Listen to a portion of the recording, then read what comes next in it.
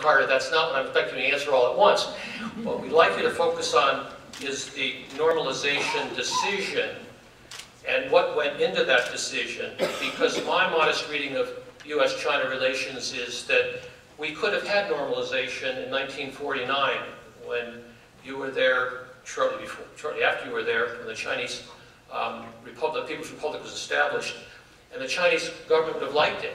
But Dean Acheson, who studied this very carefully, you know, for General Marshall and President Truman, laid out the reasons why it would be really smart for the United States to respond positively to the overtures from China, but our domestic politics precluded that.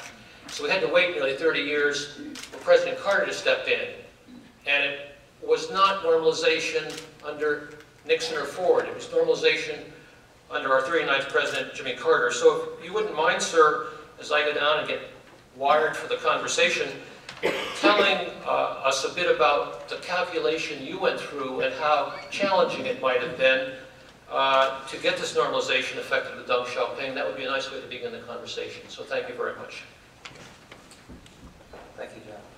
Well, when I became president, I inherited a very disturbed relationship between the United States and China. That is, a lot of people who wanted to see us make the logical decision to have diplomatic relations with the mainland of China were very frustrated. And a lot of those who had cast their lot entirely with Taiwan were very self-satisfied because President Nixon had been to China in 1972 and had declared there was only one China, but refused and failed, as did his successor, President Ford, to take any action to move toward normalizing diplomatic relations with the People's Republic of China. And this was primarily because of tremendous pressure from the right wing of not only the Republican Party, but the American news media and the American business corporations and others who had formed alliances with their compatriots in Taiwan. So this meant that we were estranged still from the People's Republic of China. I entered the White House, though, with a predisposition to change that circumstance. And I began, as soon as we could, to contact Deng Xiaoping, who was the vice premier but the undoubted ruler of the government of China, to see if he was willing to negotiate with me on making steps toward normalizing relations between our two countries. And he sent back some mixed signals, because I don't think he had made his mind then on what to do.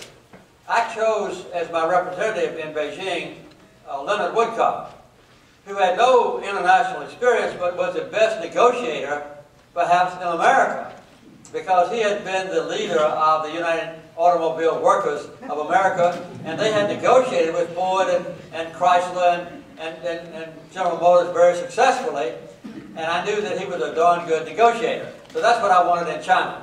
So I sent him over there as my representative. And we began tedious, slow, sometimes frustrating, step-by-step progress toward my goal of normalizing diplomatic relations.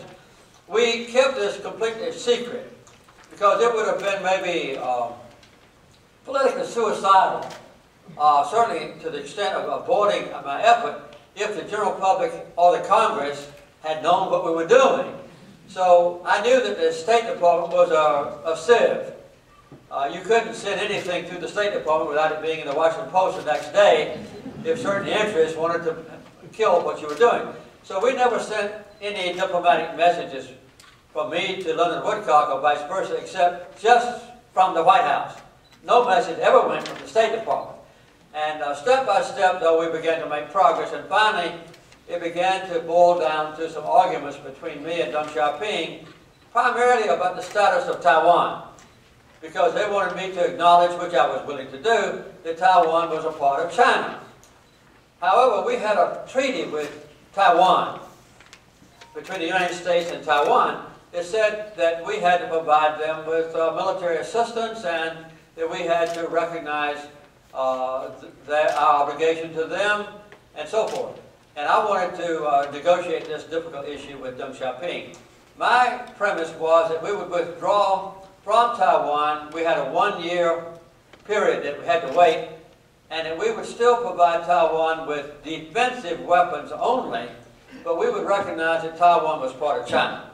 And I wanted Deng Xiaoping to agree that if they had a problem between the mainland and the island of Taiwan, that it would be resolved peacefully.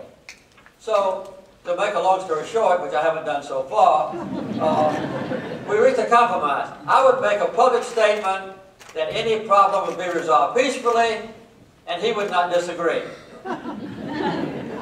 He would say that the United States could not provide any offensive weapons with China, and I would not disagree. And that's what we did. So, to my surprise, about the second week in December of 1978, Deng Xiaoping sent me word through Leonard Woodcock that he agreed with everything that I had proposed. I didn't have anything to argue about. So we had a simultaneous announcement in Beijing and the United States of America at exactly the same time that we would normalize relations as of the first day of January 1979. And I think perhaps equally as important with the Chinese people was that 3 days later, Deng Xiaoping announced that he was implementing a tremendous transformation in the culture and economics internally of China. His great reform program.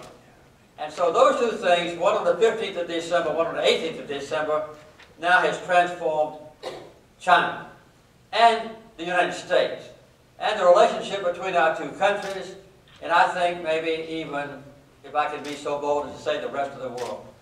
Because that new alliance between these two great nations, China rapidly becoming much greater than it had been in its economic strength and its relationship with the other parts of the world, has been really a pleasant surprise to me.